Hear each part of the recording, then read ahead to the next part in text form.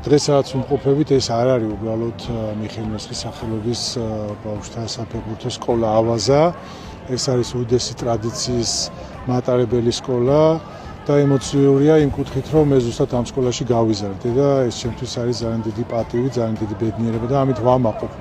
ძალიან მიხარია ის ფაქტი, რომ დღეს აი როგორცაც ხედავთ ამ მოცემულობით უკვე თანამედროვე ყველანაირი სტანდარტების შესაბამისი ინფრასტრუქტურა გაკეთდა, რისაც ძალიან ბედნიერი ვარ და ამაყი ვარ და აქ ახალგაზრდებს ექნებათ საშუალება, რომ ზუსტად იგივე გზა გაიარონ, როგორც მე პირადად გავიარე, ბევრმა იმ ადამიანმა, იმ ცნობილმა ფეხბურთელმა, ვეტერანებმა, ვინც აქ დაიწყო ფეხბურთის თამაში.